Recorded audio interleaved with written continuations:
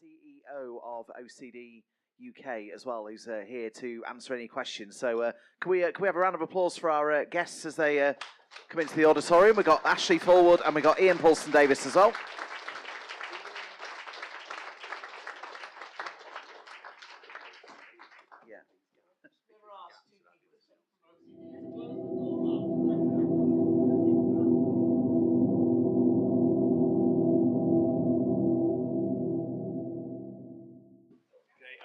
Right, gents, over to you. But I mean, I was just going to say, if we can cover a little bit about how the film got to Square Chapel, I'd be quite interested, maybe, because there'll be a lot of people here who won't know the journey of how it sort of got to be shown here. So if we can maybe touch on that. Yeah.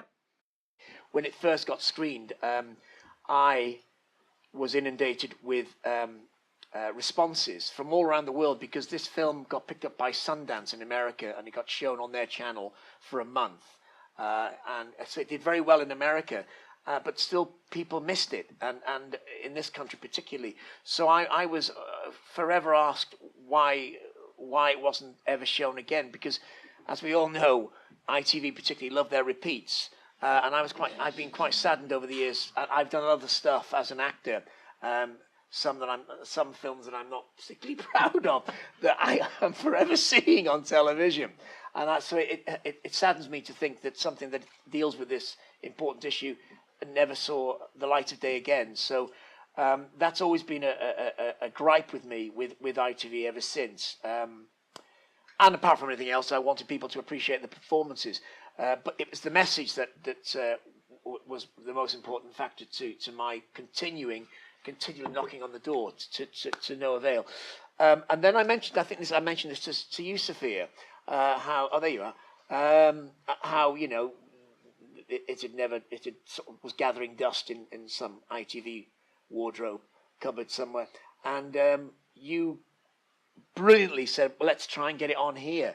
And I said, "No chance. You won't have it. You won't have any." What happened? We asked for it, and they said yes. But I've been asking it for 10 years, 14 years. Who did you ask? ITV and the archive people. I've got all contact details. Right. So I think departments change, come and go. So I just think I was stuck with a very stubborn department for many, many years. But what are you saying? Pull your microphone forward. You can hear me, can't you? I know, but it's nice to have them. All right. Okay. Yeah. Anyway, so that's great. So that's why it's here tonight. The first airing, and the first time I've seen it since 2004 as well. So that was, sorry, Ashley, I'll bring you in a minute. But I am, seeing it tonight made me even more determined to get it back on television. I think it should have at least another airing, just so people, because you'd be amazed. No, I'm going to shut up. You'd be amazed. Yeah, right. How many people even today will watch something like this and will say, "Oh my God, I didn't know what it was." I didn't. So anyway, I'm not going to say it's just because you're sat there, but I have to watch all the OCD programs and films because of my job for the charity. But I still think that's one of the more educated, amongst all the laughter and the jokes and the crying that goes on in the film. It's still one of the more educational, which gets down to the nub of it, what people need, which is a combination of CBT, cognitive behavioural therapy, and medication. And most other programs gloss over that. Your previous program that you was in, Coronation Street, they made an ash of it recently, but we won't go into that. But can I ask you though? Ask you? I didn't see the storyline. Were you not happy with it? Because I mean, that's not loaded. I genuinely want to know. No, I'm happy to say. I mean, it started out fantastic. They were doing a really good portrayal of somebody suffering with OCD, the check-in, and it was a really good build-up to it. But then they just decided the storyline was over, and they just went through it very quickly. Lots of jokes. But forget that. Let's go back to Dirty Filthy Love. You just said there that you've not watched it for a lot of years. What are your reflections now? Seen it back after, 12 years? Okay, 14, I think. 14, yeah. I was worried about tonight because I honestly thought, and you may disagree, but I honestly thought it would have dated, and I was concerned about that because I thought like every film, television, play, anything, it can have a sell-by date. So I was hugely relieved that I didn't think it didn't feel like it had a sell-by date, and I did feel that the message and the script and certainly the performances held up to the age. I think Michael Sheen is quite stunning in it, and let's forget about OCD for a minute. His performance is, I think, quite staggering, and I had to fight for someone of his caliber. Initially, I wanted it to be me, and interestingly enough, a little backstage, behind the scenes anecdote. Jeff Pope, who co-wrote it with me, on the day they were talking casting. On the day they were talking about casting, he said, look, I think it's best, it'd be embarrassing, a bit awkward if you were in the room for the meeting, because I'd been to all the other meetings with Andy Harries and all the other execs and producers.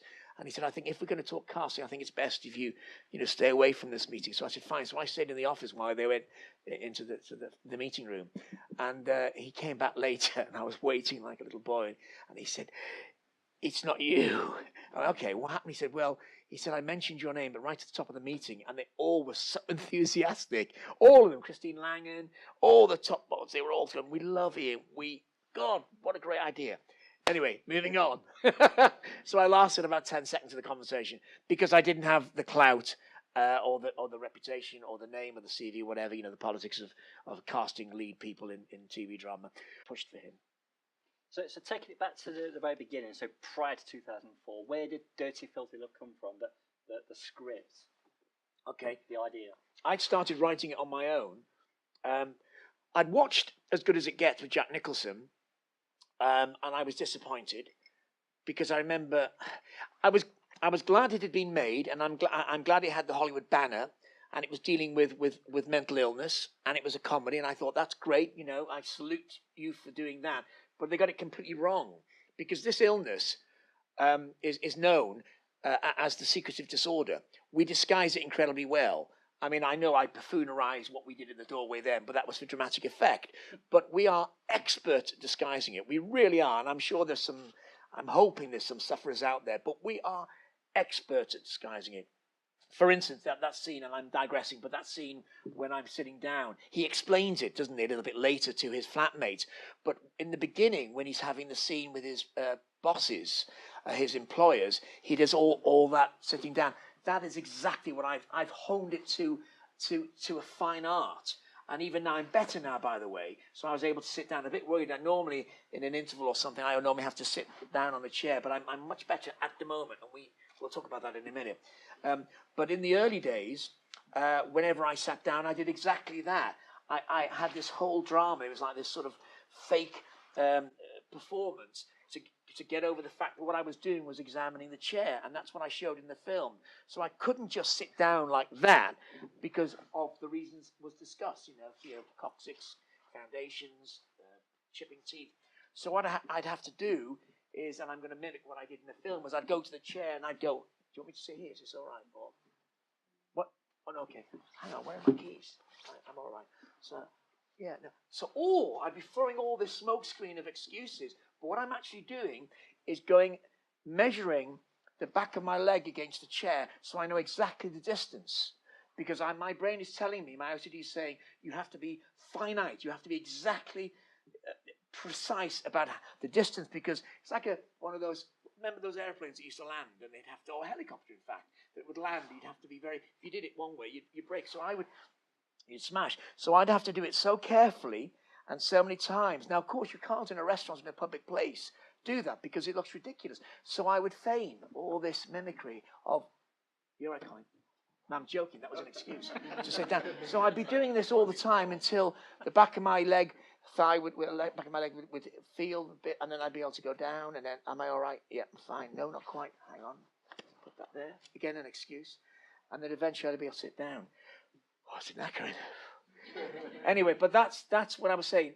Coming back, what was I saying about the film? Where it started from, where the idea came from. Where the hell did the chair come from then? I know, you went off in a tangent. I know, but what was it? What was the lead? Good as it gets. Thank you. So that's a disguise. That is an absolute disguise, because I don't want people to know I'm being weird. Whereas As Good As It Gets, you'd have Jack Nicholson, for instance, he couldn't walk over. Has anyone seen the film? He couldn't walk over the cracks. Now, I couldn't. I mean, for me, going from my flat to the tube would take about half an hour, and it was only 40 yards down the road, because everything was just, life-threatening. But he, in the film, if you remember, he'd be skipping over the cracks. Well, you wouldn't do that. If you're an OCD sufferer, you just wouldn't do that. It's clowning. So I got very angry about that. Then there was another film called Matchstick Men. Again, I just didn't think that they explored the illness well enough. And that's when I thought, well, look, I might as well give it a go myself. So I sat down and started writing it. And originally in my first draft, it was going to be a lawyer. And then Jeff came on board and said, I'd like to write something with you. We were going to do something else. And I said, well, no, put that on hold. Let me pitch to you my idea about a man with OCD.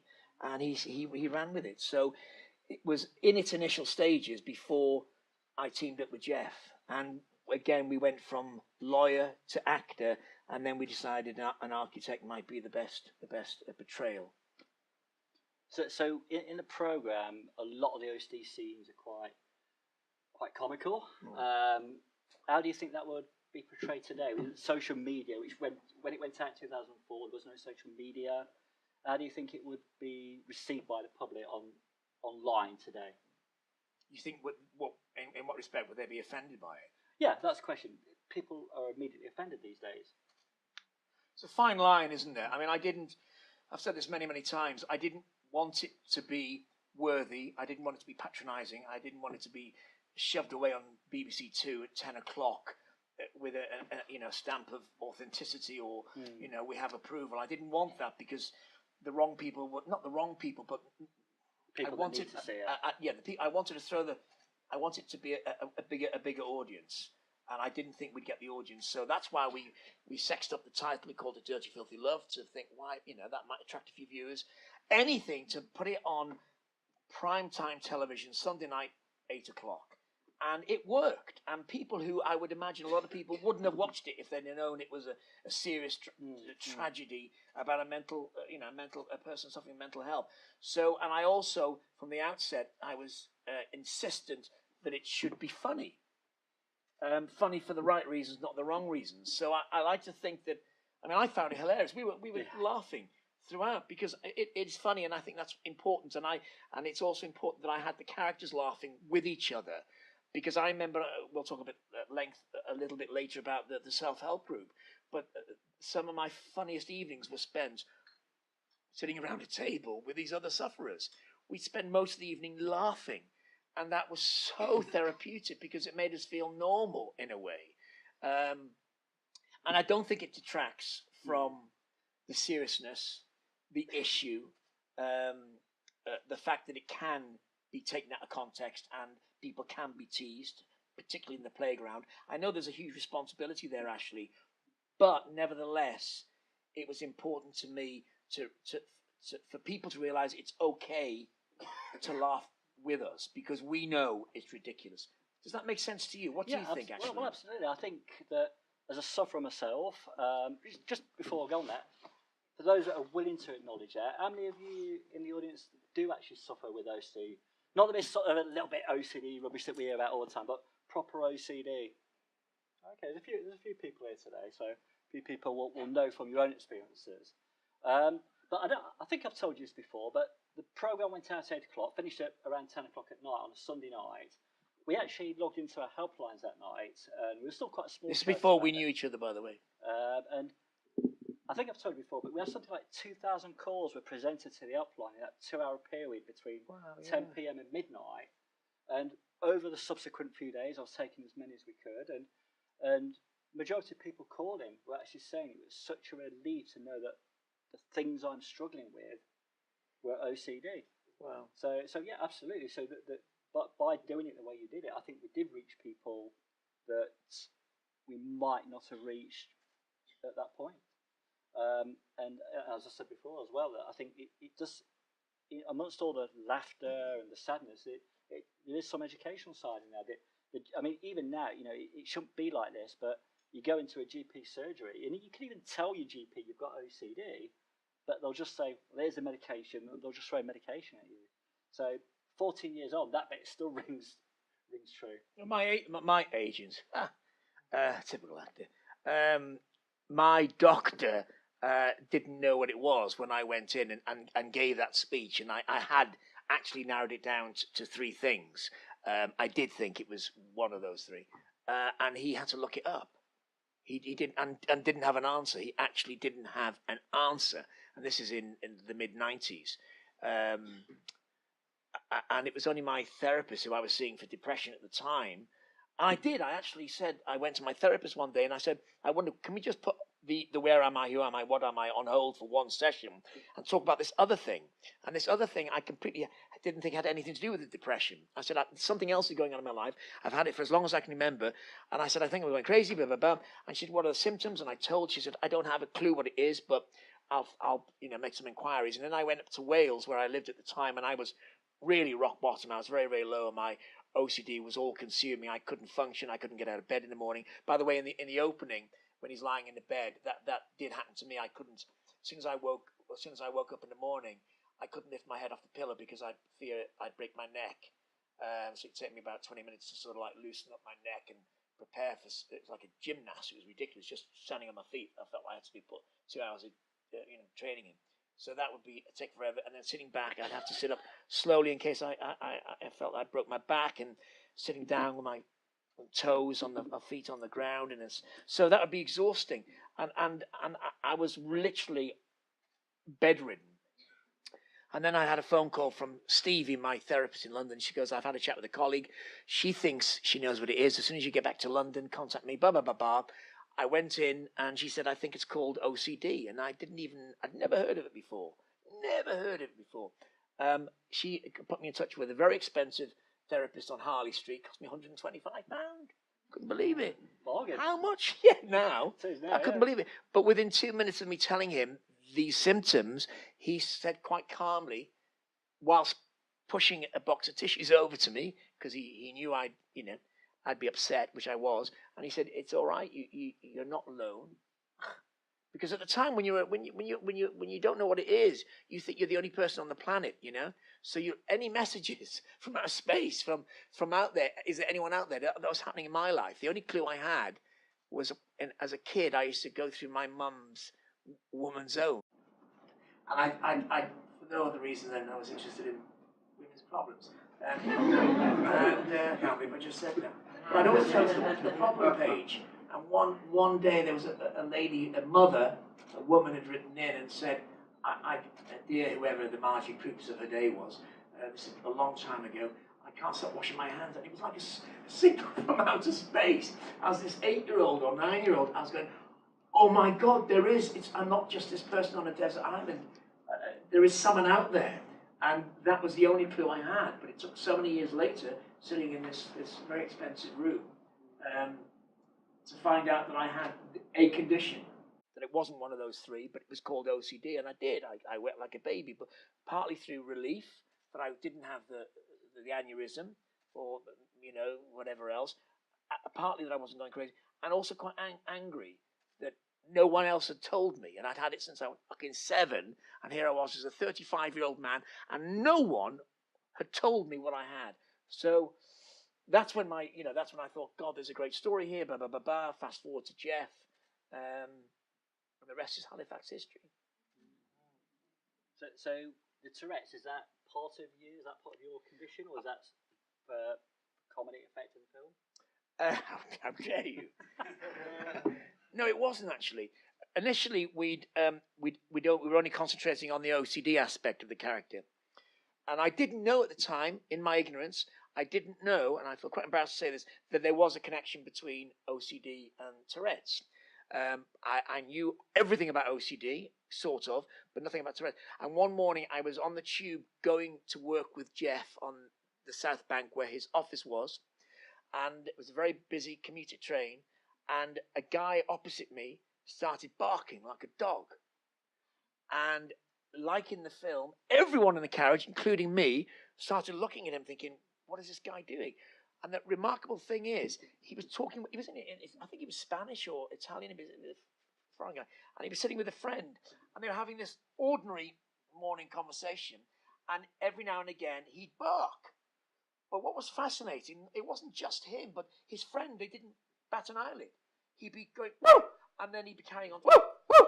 Talking, and I was just in shock that he was doing and I was meant to stay on the tube for another few stops for Waterloo, but I got off and I followed him. And I followed him up the escalators with his mate. And all the way up the escalators, they carried on chatting, not batting an eyelid, but every few seconds, he let out this almighty bark. And it was astonishing. The whole two lines of escalator, whatever, were staring at him, and he wasn't aware. Didn't seem bothered about it. Anyway, I went to work, and I told Jeff about this, and we looked it up. And then we found out about this whole other bag of mental health tricks. So I said, we've got to put this in because I will never forget the look on those people and my response. And then we looked into vocal tics, physical tics, Tourette's. At the time I had physical tics, we had that. Michael had that because I had them, and you've probably seen them. I do that a lot, and I do that, and I twitch. But physical tics and vocal tics are very different. You have to have both, I think, to be called Tourette's. Did you know that? It's an umbrella word. To have Tourette's, you have to have vocal and physical. If you just have one or the other, it's physical or vocal. And what swearing is, I mean, remember the guy from Scotland who had that documentary about him, and he became famous because of it and set up a charity. And Michael, on the back of Dirty Filthy Love, Michael is now a patron of this guy's charity. But he was the first person on television. Do you remember it? What was he called? John's Not Mad. That was it, wasn't it? And it's remarkable. Anyway, it's called coprolalia, and it's a part of the Tourette umbrella. And coprolalia is when you bark or speak out expletives or on PC things. So we thought, not for comedy effect, but we thought, come on, let's if we're going to make this, let's have. And then we found out there was a strong connection between the two. So, and again, the alopecia is another reason why we thought it would be quite necessary. We thought, we've got 90 minutes. Let's try and educate people with as many illnesses as possible, really. And the air pollen is actually quite interesting because I've watched it several times now over the years. Sometimes with you, I think. Before we've been talking, actually, not with yourself. But even today, I just noticed she was very subtly just pulling her hair before, and I'd not noticed that before. Yeah. Which again is something that happens, unfortunately, for a lot of people. I had a girlfriend who had who pulled hair. It's not alopecia. I'm so sorry. Trichotillomania. It's trick. Yeah. What's abbreviation for it? Trick. It's not alopecia at all. Forgive me. It's trick. And I had a girlfriend who tricked quite a lot. So that was another reason, actually, for plonking it in. So go back to the film then. Is there anything that you would want to change today if you were able to redo it? I'd like to have played the part. Apart from that, I'd like to have got more money. I'd also liked it to. I've said about the airing, a second airing and a third airing. So what do you think about the farm scene where she's getting to put her hands on the? That's fine because they do. There are groups around the. Well, I certainly know in the UK that go camping. And they do submerge themselves in mud and all that. Some of you might say, but what's the difference between that and that? It's very subtle, but it's a fundamental between doing, rubbing yourselves in muck. I've done that. Rolled myself in muck to making it out to be just insane. I mean, it's when you suffer with OCD, sometimes you have to go to the extreme lengths to overcome it. So exposure therapy, as we call it, and. I mean, I do this at conferences all the time, just to show, because I used to suffer with contamination OCD. I still do to a bit. At one point, if I drop my phone on the floor, that would have to be thrown away, whichever side it landed. But these days, I can rub the sole of my shoe. I even get it off, take my shoe off, and lick the sole of my shoe, which even I do that to show that it would fit in that program as being completely wacky, kind of weird thing. But I do it so that I can stay better. I don't do it every single day. I just do it on occasions like this, just for to wind people up as much as anything. Yeah.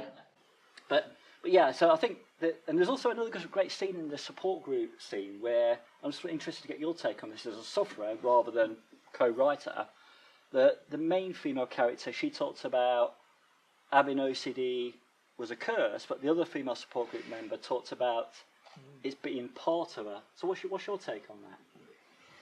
What's your take on it? That's not how it works. That's the special. Well, you know, I when we were advertising this tonight, I was asked to do a soundbite for Sofia, and I was on holiday, was I? I think I was on holiday, and I did a little soundbite, and I was trying to sell tonight, and I said about me and him, I said, we're like the two Ronnies of the mental health world. I can't believe I said that. But we are, though, aren't we? Yeah, you're the funny one, but yeah, but I'll take that. Yeah, no, we are though. It's him and her. Yeah, I mean, we were.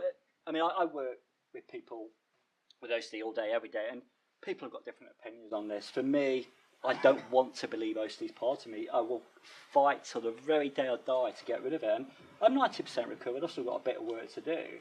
So it is part of me, but it's only a very small part of me at this time. But I'm determined if I'm going to let it remain part of me. So I very much take the fight. You know, we've got to fight this thing. That's the sort of take I have on it. But I know that not everybody feels comfortable with that opinion, and that's why I just wondered what.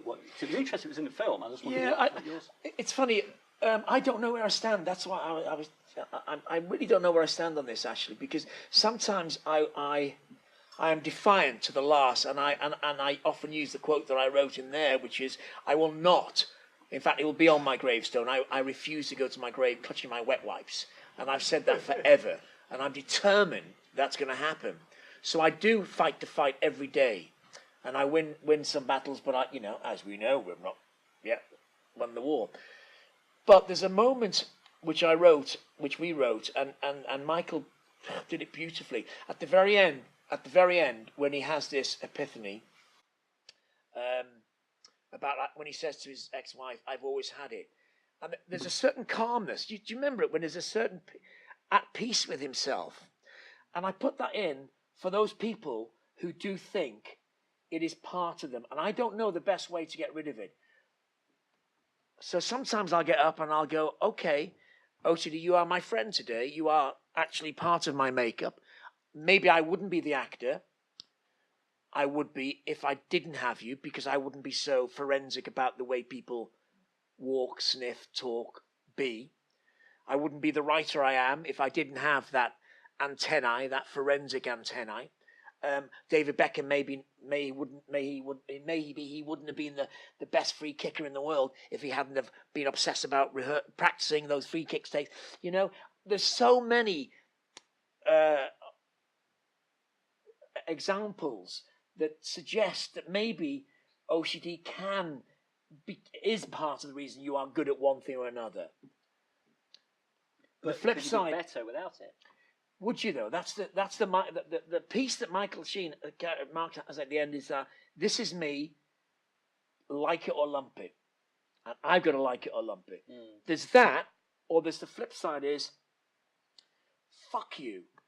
I do not want you to dictate who I am or how well I can be, because how dare you presume that you have made me the actor I am. I don't know. Sometimes at my age, I'm thinking, I'm still battling. Maybe I should, we should maybe, come, I don't know, meet in the middle. Yeah, but as you know, the trouble with meeting OCD in the middle is it's a sneaky little bugger. It will always want it, give it an inch, it will always demand a mile. Yeah. So that's why I believe we have to go on the attack. I'm just feeling a little bit charitable towards it tonight. But tomorrow morning, I'll be, gloves on, and I'll be back, battling it. But you just let your shoe. That's I regret doing that. It tasted bloody horrible. That's extraordinary. That's leaps and bounds. Well, I mean, when we first met, there's no way I could have done that. So, yeah, that's remarkable. So that's CBT. Yeah. So, I mean, I've never taken medication for OCD, but that was a personal choice rather than anything else. It was GPs have tried to force me, a bit like they did in the film, but I just chose to go down the CBT route. And it's working. And do you mind if I ask about? Don't look the other shoe, please. I can cope with it. Yeah, you know. What about that? Is that? No, I couldn't go anywhere near that. Yeah, okay. I mean, that scene when he strips off his clothes, I didn't actually suck my balls in bleach, but I came as damn close to it. I went to the Royal Exchange in Manchester once, and I went into the cubicle to have a pee, and I was convinced there was whatever on. I won't go into it. On the seat, and I was on my way. Oh, it's a long story, which I'll cut to 2 minutes. I was on my way to a job in Newcastle, and my suitcase with my change of clothes was in my car, but because I'd spent so long locked in the cubicle, frozen with fear because I was convinced it was tramp's poo, because I knew this toilet at the Royal Exchange Theatre was often used by, and I said tramps, and I'm sorry, but I remember thinking, it's tramp's poo. Where I got that from is like heron poo, but I was convinced it was tramp's poo. Tramps. So, and I couldn't move, and because I couldn't move, I couldn't get to the car to get my suitcase before getting on the train, which took me to Newcastle for my day's filming. So I had to leave my suitcase in the car and go with the clothes I had on, which by now I was convinced was absolutely sodden with tramp's poo. Get on the train and sit rigid for however long, so 3 hours to Newcastle, spend the evening in my hotel, managed to get my clothes off, peel them off, and shower, and had to put them on again in the morning. There was nothing on them. It had got nowhere near, but it was in the same cubicle, literally, physically, a cubicle of air, and I was convinced... Once that thought sticks... I was convinced that air in the air, the poo that was on the seat, had got onto my clothes. But I had to put them back on the next morning, then go to work. It was the first day of filming. I had to take them off, put a costume on, but of course I was contaminated because I'd been in my clothes, because I was then convinced that my costume was contaminated. Spend the whole day filming, not being able to talk with any actors, and then go home that following night. And when I got back to Chester, I'd rung my girlfriend, forewarned her, and I told her and the kids to stay well away. I went in through the front door. There were bin bags there. I stripped off all my clothes, put them in bin bags, put them in the cellar, which they are where they are still today. That was 4 years ago. And I can't even go to the bin bags because it is glowing with contamination, and spend an hour in the shower scrubbing myself. So I'm laughing excited because that's a very similar scenario that before I avoided using public toilets for 10 years, and there's a great scene in the film where he gets to the top of the stairs and he's jumping up and down because he's climbed the stairs, the most mundane thing in the world. And for me, that my Mount Everest was being able to use the public toilet where I worked in London at the time. But prior to being able to do that, I got caught short one day. I had to use the toilets at work. So all my clothes, my shirts, the suit, everything I was wearing, same thing. I got home, they had to be thrown into a bin liner. I couldn't keep them, they had to be thrown away. So I used to share a flat with the probation officer. She was never in before 10 o'clock at night. So there's me carefully tiptoeing through the hallway, being careful not to touch anything. So you remember, if anything gets touched, then that's contaminated as well. Get halfway down the hallway, almost make it to the bathroom, and then she walks straight out the hallway, sees me completely naked. And she just turned around, went back in, and we've never spoken about it to this day. I can laugh about it now, but that's where OC takes it. OC takes it to some ridiculous places. And they're hilarious. You've got to laugh about them. But that's mad. That's if so somebody funny. was to laugh at me, that would be different. Exactly.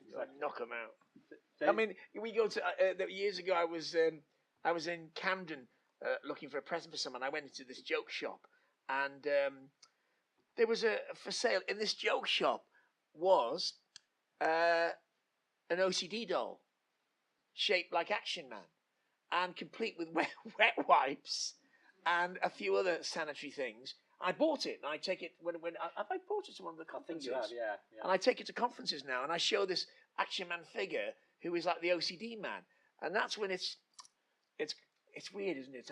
When you cross the line, but that was kind of crossing the line. I think where there's commercialisation for people to make profit off our suffering, that's where I think it becomes inappropriate, in my opinion. But again, we've all got different opinions on that. But I mean, again, just thinking back to the film, there's one scene where he's sitting in his sink, or the sink of his place of living, bleaching his feet, and it's sad to think that wasn't just for comedy effect. That unfortunately people with contamination fears do go down that route, and it's a horrible place to think. I know.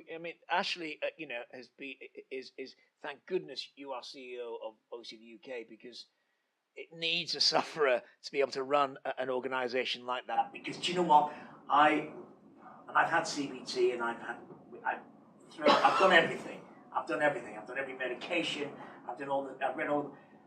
But my problem, Ashley, with all the practitioners, is that sometimes I look at them in the eye and I go, "You don't know. You don't actually get it. You don't." And I don't say that in any condescending sense, but my partner is she tries her best, but she doesn't get it. You have to have an understanding of it. You have to have it inside you to actually equate to what the suffering is about and how you can cure it.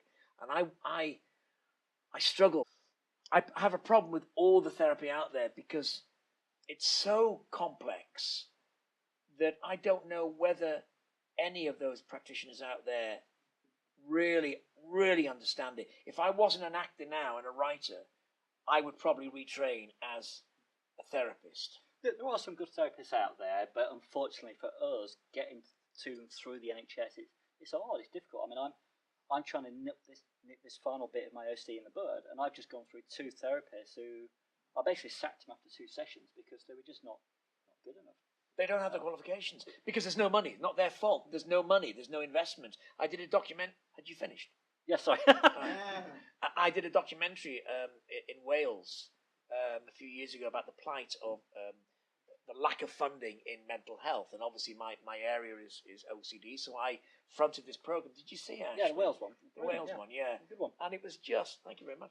It was so harrowing, and that's why I got a little bit tearful up there because we've been very light and we've laughed about it and everything else, but the moments during the film when he's been hugged and we all know those moments. I don't feel sorry for myself, but I've worked with some people now and met people on my documentary travels that are so blighted. I know children whose lives are hang in the balance, who have been destroyed. Not just the children, obviously the parents and everything else, but very recently, you don't know this, the young girl, the mother and the daughter who live in that cling film house. You've got to see this documentary. It's just extraordinary. Some of the people I met, this mother and daughter who have this house in South Wales, and before we even went in, she cling filmed all the cameras, all the camera equipment, all the sound equipment. We had to cling film. We went in, and it was like being in a theatre, an operating theatre. It was they bleached the pebble stones outside. It was the cleanest. I felt great. I've never felt so calm in my life. You could have literally ate off the floor, and it's remarkable. I've never seen a house like it, and I've met a lot of sufferers, but this was on a scale I've never seen. Anyway, it's very tragic. Tuesday, the daughter has just survived in the last 3 weeks her second suicide attempt. This girl of 25 who is beautiful and intelligent and engaged has just survived her second attempt at suicide. That's where we're at with OCD. It is not just about a little bit of OCD, which we scratch the skin. Everyone has it. It's not just even that. It's so much more. Another friend of mine, Lauren, we've done talks together. Her mother is very, very active in self-help groups. She set up a mum's net for mothers who have children with OCD. And I went to visit them. I did a conference. It was your conference in Liverpool. Did we do one in Liverpool? We did. Yeah. But there was a mother came up to me at the end of it and said, "Please help me. We think my daughter is going to kill herself." And I went along to Manchester. She was in the psychiatric unit in Manchester, in this wing. And the Manchester Children's Hospital is wonderful, but they've got a psychiatric wing. And I went there. She said, "Please come and talk to her because we're desperately worried about her future." And I went along, and I had to go through lots of, sign papers and all that. And I met Lauren with her family in a room, and the problem was they didn't know where to put her, so they put her in this beautiful little house wing, whatever you call it, in the grounds of Manchester Children's Hospital. But it was for anorexics and bulimics and everything else, you know, which was terrible in itself. But she was sitting there as the only OCD patient, and she'd had enough. She was like 9 or 10, and when she walked into the room, I mean, it was just heartbreaking.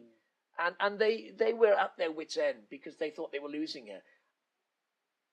Yeah, and I just, so when I see times like that, I don't think about me, because, you know, I'm successful, I've done well, I've got through it, you know, I got away with it, and mine at my worst, as you know, Ashley, was nothing to what can be, you know, and it breaks my heart that children out there still, you know, my daughter has anxiety. The frontline treatment at the moment is pathetic.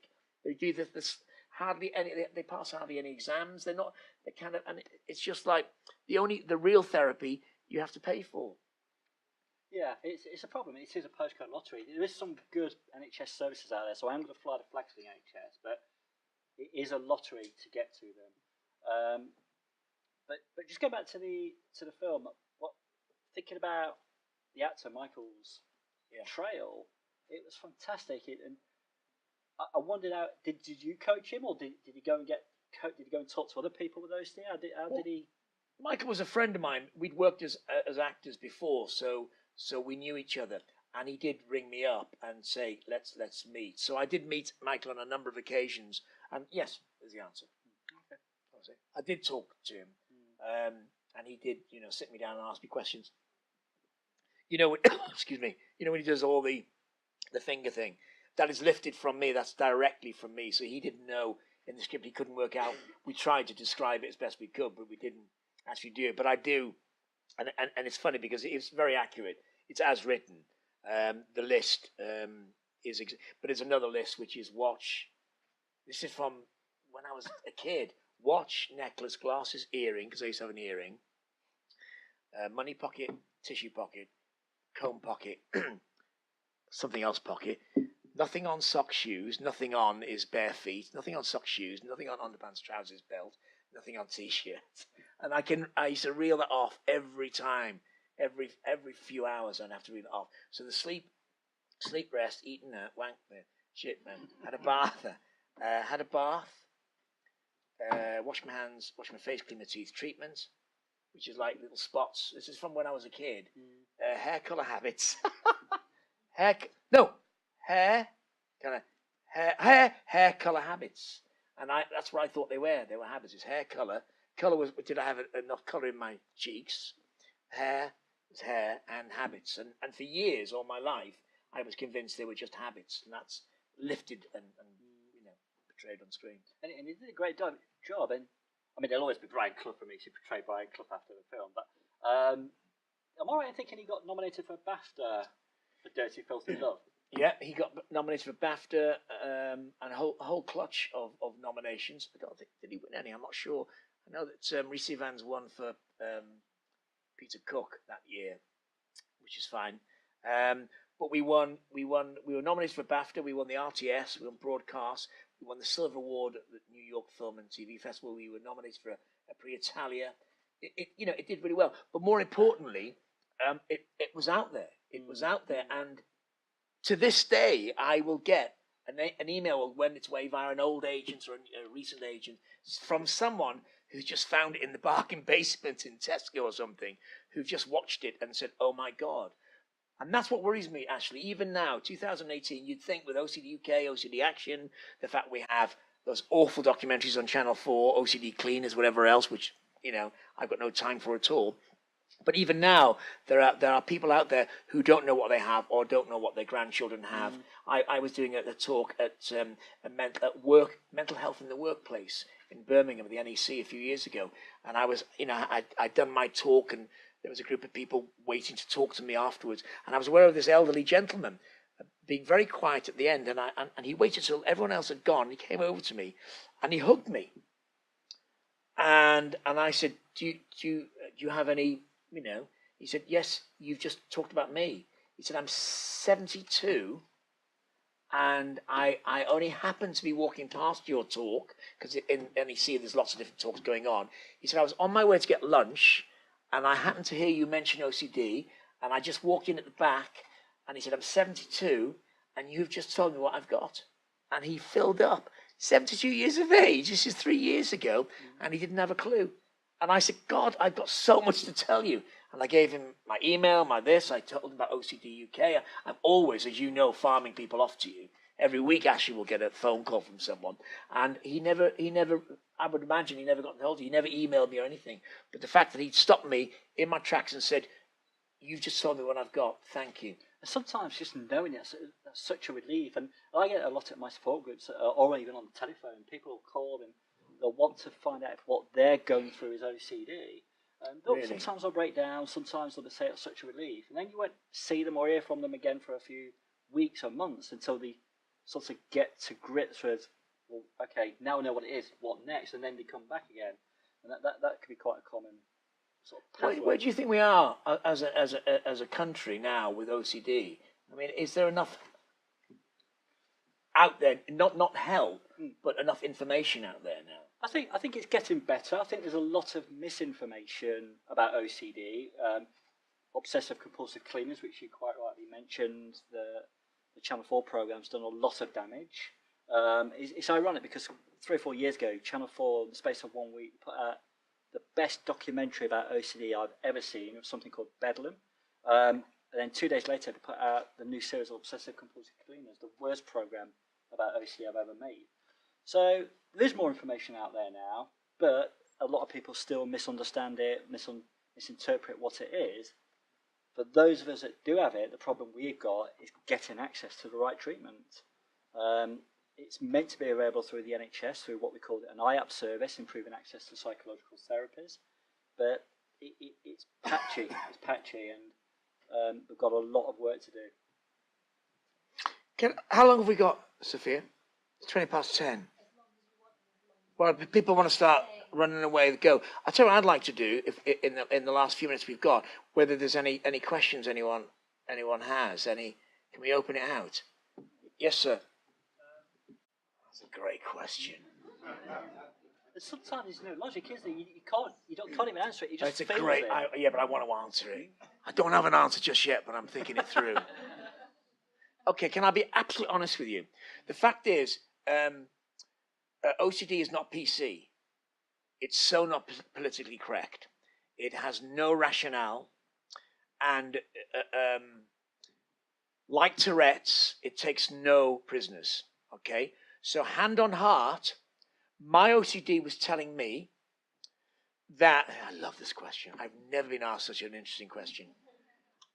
Hand on heart, and I don't know what breeding, childhood information was at that moment that tramp's poo is probably poor poo and more infectious than a theatre goer's poo. That's the only rationale I can give it. That the fact it wasn't ordinary poo, because ordinary poo or posh poo would have been all right, because it had been good food, healthy cattle, organic. That's all right. I'll have a bit of that. But it was tramp's poo, hand-me-down burgers, leftover food on the thing. That, hand on heart, is my un-PC response to that poo. I thought my OCD was saying, not only have you got poo on your clothes, it's fucking tramp's poo. Thank you. What? Quality. What did you say? I think you say quality. Thank you very much. Lady here.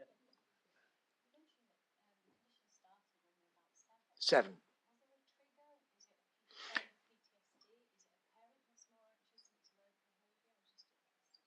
Did anyone hear that?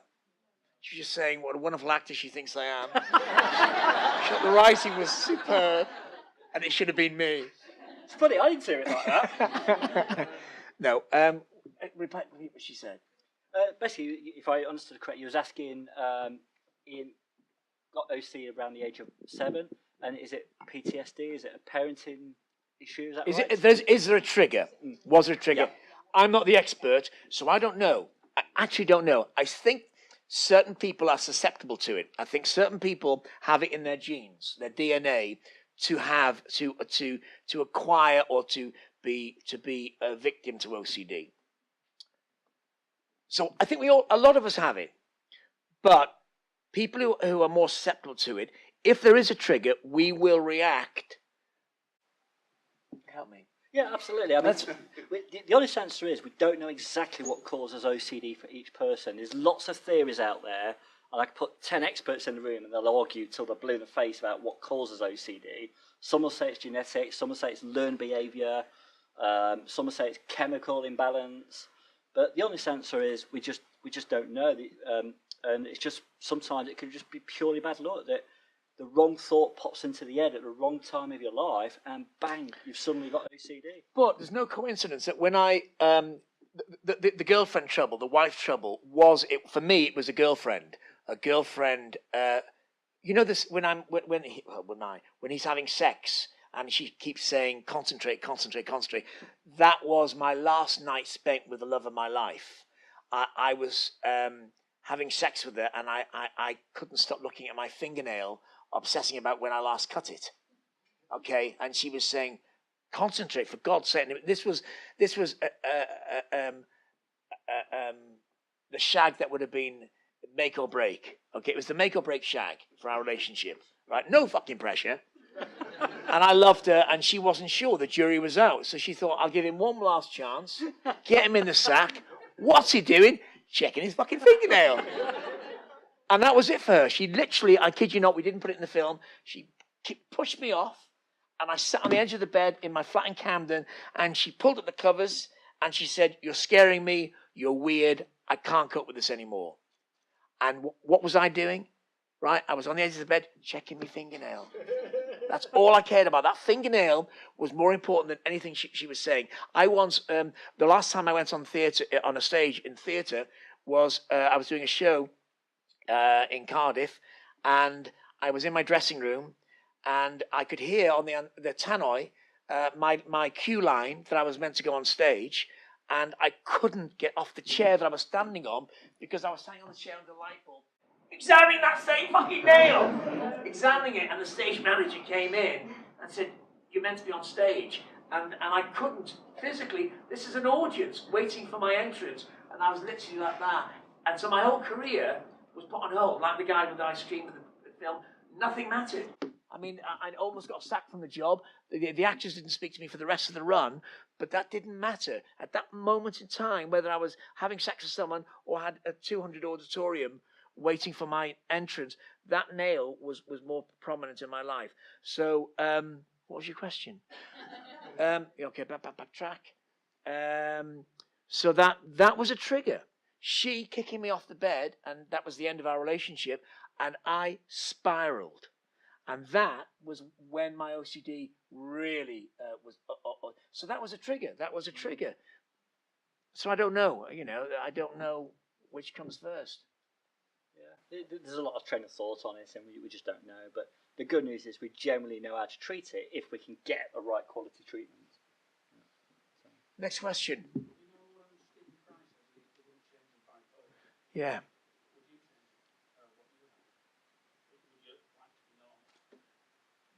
Oh. No, I know what's normal. I know, but I get you, and I've heard him and read him say that. Read him say that. I've heard him say that. I've read that. Fuck, Ashley. Do you know what? I'll tell you what I do. What I do question myself. I say to myself, would you be willing to be a lesser actor or a lesser writer, not as good an actor and not as good a writer, but have no OCD? And yes is the answer. I'd rather be not as good as actor. If there is a connection, and if it does make me the better actor, I would rather. So I'm answering your question. Yeah, I'd rather not be as good an actor and not be as good a writer to have a life without OCD, because it's shit. It's just awful. I can't even enjoy my children. You know, when they come into the house after a day at school and all that, and they'll come up with some homework or something they've made or some happy news. My OCD, like a dog with a bone, come on, there's a bit of excitement coming in, a bit of happiness in your life. Where's that bone? Where's that OCD? And it will always undermine me. I always call my happiness my second-hand laugh. Because I can never enjoy, and this is the reason why I'd rather be a poorer actor or writer and be rid of it. Because it's I have to, my life, my happiness is second-hand. The first reaction of euphoria, you know, when you see something nice, or you taste food, or take a drink of wine, or a crisp, or you hug your children, or see a blue sky, might jump in and ruin it for that moment. So I've never had that euphoric enjoyment. It's second-hand. Once I've dealt with the OCD, then I have a second-hand. Not to have had that in my life, yeah, any day. Ashley? Seriously? Yeah, I want a shot of my OCD. I mean, the only good thing that's come from me having OCD is meeting some wonderful people, that my colleagues Sue and James, yourself. But no offence, I'd rather not know you guys and not have OCD. But it is the $64,000 question, and I do generally. I hate it. It has, I would say, it's put a dampener on my life, and not so much as when I had my children. When it started preventing me from really enjoying that euphoric moment with my children, that's when I thought, fuck you, I hate you. Do you have it?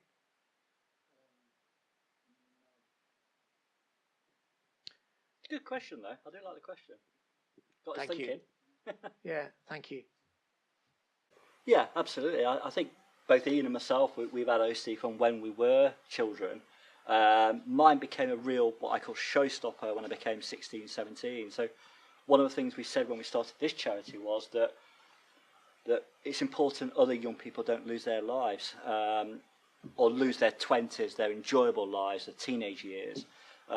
So we have got some publications. We've got a booklet for children, which we've not got tonight, but I can always send you, which is sort of a cartoon type booklet for very young children that sort of explains what OCD is. My colleague Sue is up there somewhere. We're working on a project specifically for teenagers with OCD, and part of that project will be designing or helping the teenagers design a brand new booklet for themselves that they wanted, that would then go on to help other teenagers with OCD. So we did have some of those, but we've actually run out of stock, which is why we're doing this project again. So we've got. So yeah.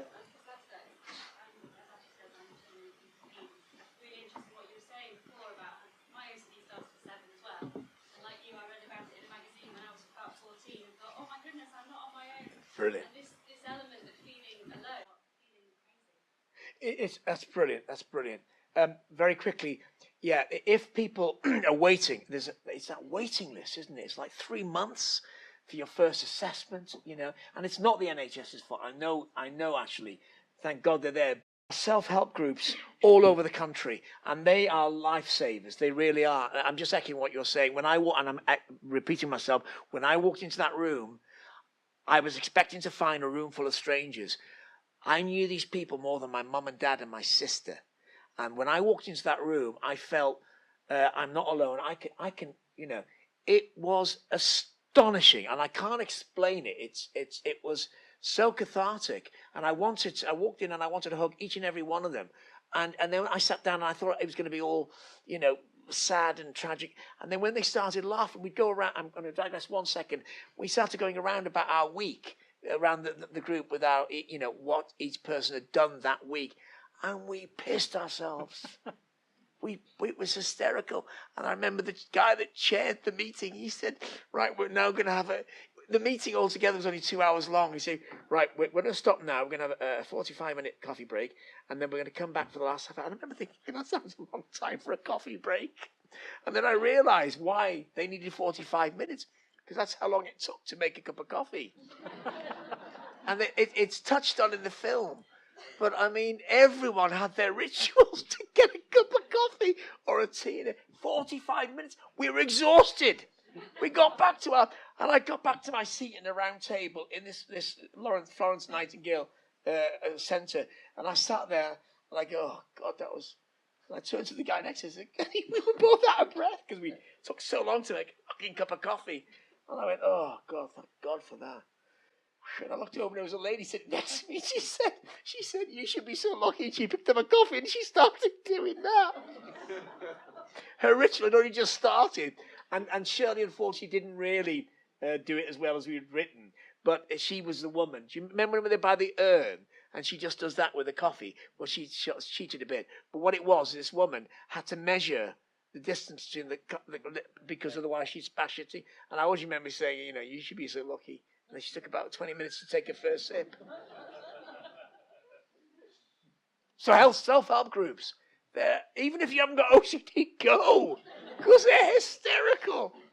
It's the funniest 2 hours and 45 minutes you'll ever have. I think I must be doing mine wrong then. Any last a couple of questions? Yes, sir. Two-part question. Yeah. Interesting title. How did you come by that title? Yeah. Second part. And the second part is, if you were to write it now, the first part, would you still stay with that title? Second part first. Oh, I feel like a politician. I've always wanted to say that. I wouldn't have the title again. I'd call it probably Chewing Gum Thoughts. I wouldn't include the title. I actually was watching it and thinking, do you know what? It's 14 years now. I quite fancy having another go at it and writing it again, updating it and putting it out there, because it didn't have. It was going to be a movie at first, and it never quite made the movie status. I would like to rewrite it and do it as a movie now, and get it really right, and get rid of the silly mistakes like the Cookie's Nest element. So I look back at it now and I think it could be done better. Dirty Filthy Love, it was a cheat. I'm sorry, it's quite blatant. I knew that having that title, and I have to say, and you may agree with this, quite a few people wrote to me and emailed me and said, I would have watched it if I'd have known, but I was put off by the name. So I think the jury's a little bit out on that. Dirty Filthy Love, as in dirty contamination, filthy as in contamination, but love as in throughout all the contamination you can find love. It's a little bit kind of... Yeah, I mean, from an OCD point of view, contamination and dirty, cleaning kind of things, it's only a small percentage of people with OCD. But one thing that is common with everybody with OCD is I call it intrusive thoughts. You call it chewing gum thoughts. So everybody with the OCD gets intrusive thoughts, and they can be about any subject.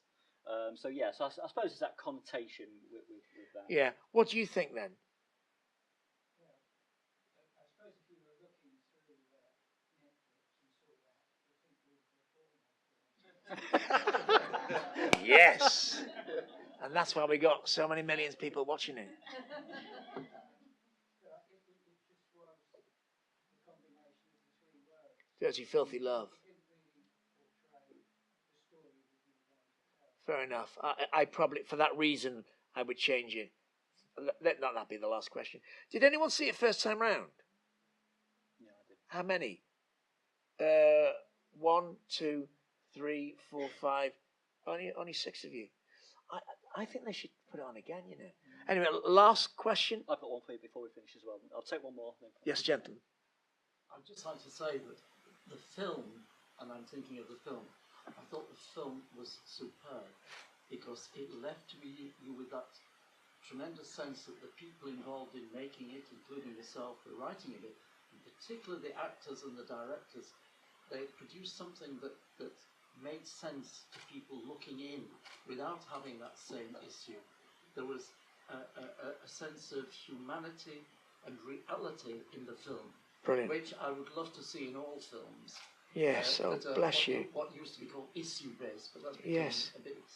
Yes. Not a nice thing to say, but I thought it was fantastic because of that, because it gave you a very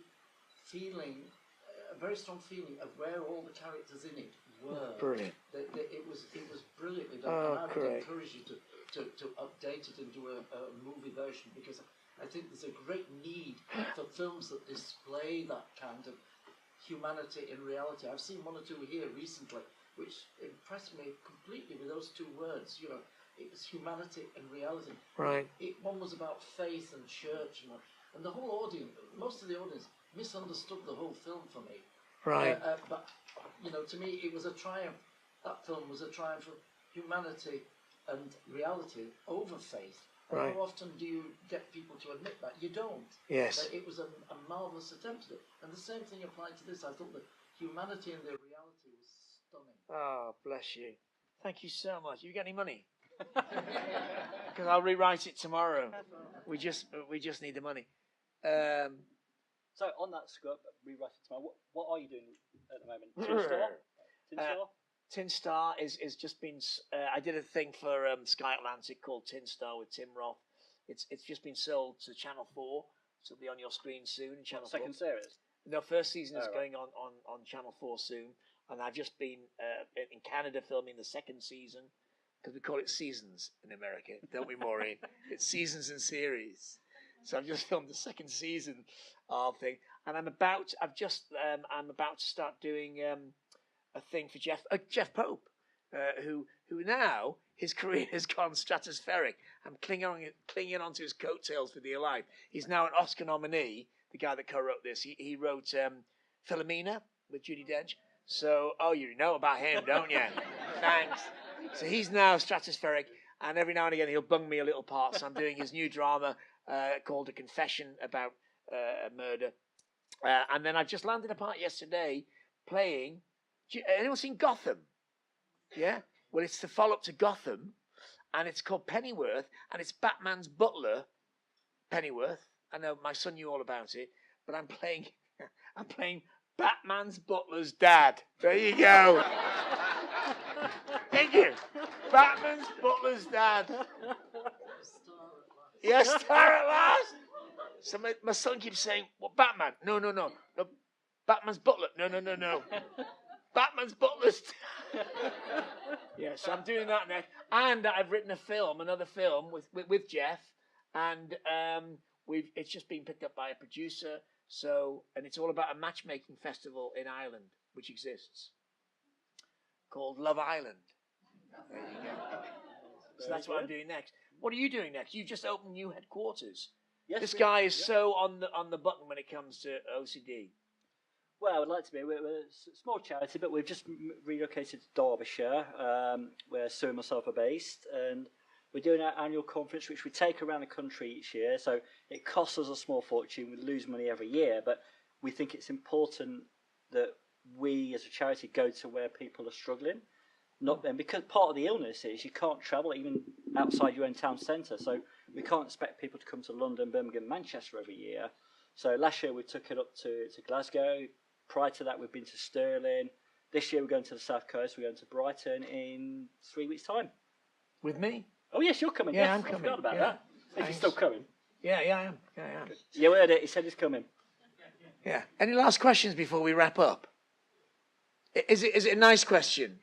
Well, I just wanted to ask, out of the plethora of symptoms of OCD, why is it always contamination that we focus on? It's still a valid type of OCD, so we shouldn't dismiss it. But yes, equally, documentaries should certainly make that point and make the point there's different types of OCD. I think when somebody's writing their own story, I think they're entitled to write. I think it is okay for them to write their story. But yeah, there's, as I mentioned earlier, there's lots of different types of OCD. What we saw on screen is just a small part of that. What I suffer with is just a small part. What Ian suffers with is just a small part. But together, the thing that brings us all together is those unwanted, aggressive, intrusive thoughts. I think you might say what brings us together is tramp shit.